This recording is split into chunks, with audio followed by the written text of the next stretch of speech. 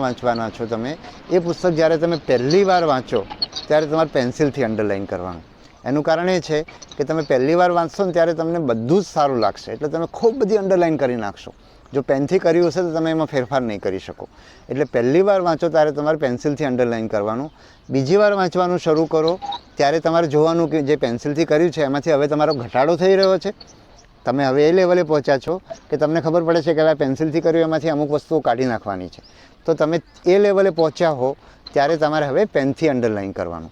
એટલે જેમ જેમ તમે કરશો, એક ચોપડી પહેલી વાર વાંચો, ધારો કે તમને 1 અઠવાડિયું લાગ્યું કે 10 દિવસ લાગ્યું જાડી ચોપડી હોય તો, પણ જ્યારે બીજી વાર વાંચશો ત્યારે તમારા દિવસો ઓછા થતા જશે અને છેલ્લે તમે એ જ પુસ્તક જે પહેલી વાર 10 દિવસમાં વાંચ્યું હતું હવે તમે 1 દિવસમાં એમાં અંડરલાઇન કરેલી વસ્તુઓ વાંચી શકશો.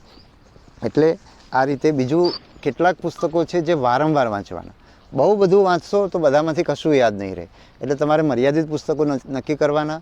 મેં અગાઉ કીધું એક પદ્ધતિથી પરીક્ષાઓ સમજીને, બીજા મિત્રોની મદદથી પરીક્ષા સમજવાની, જે લોકો ભૂતકાળમાં સફળ થયા છે એમના મદદથી સમજવાની, અને એ સમજ્યા પછી તમારે પુસ્તકો નક્કી કરવાના અને એ પુસ્તકો તમારે વારંવાર વાંચવાના અને એને સમજીને વાંચવાના, જેથી કરીને બેઠી માહિતી પૂછાય નહીં તો પણ તમે ગેસવર્ક કરી શકો.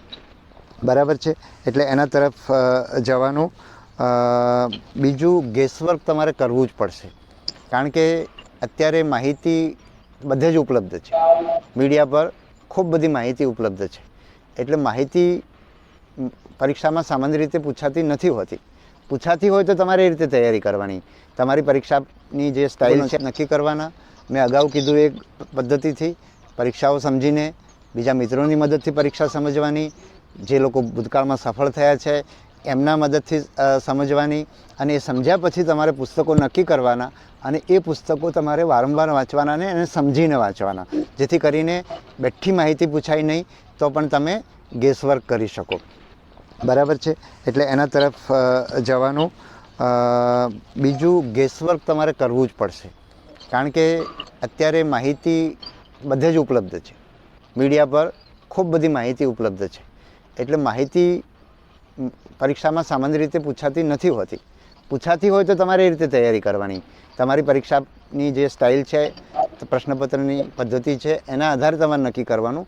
પણ તમારે ઘણીવાર તમારે અનુમાન કરવું પડશે, કારણ કે બધી માહિતી તમને યાદ પણ નહીં હોય. તમે વાંચેલું છે જ પરીક્ષામાં પૂછાશે એવું બનશે નહીં. ઘણું બધું એવું પણ હશે કે જે તમે વાંચેલું નથી, છતાં પણ તમે જે કંઈ વાંચેલું છે એના આધારે તમે નક્કી કરશો કે આ જે 4 વિકલ્પ આપ્યા છે એમાંથી આ વિકલ્પ તો નહીં આવે, હવે 3 જ વિકલ્પ રહ્યા. બરાબર છે? તો બીજું, તમારું નેગેટિવ માર્કિંગ. અમે જ્યારે યુપીએસસીની પરીક્ષા આપતા હતા ત્યારે અમારે નેગેટિવ માર્કિંગ નહોતું, એટલે અમે ગેસવર્ક બહુ કરતા, અનુમાનના આધારે જવાબો આપતા, અને એ ગેસવર્કની બહુ મહત્ત્વની ભૂમિકા હતી.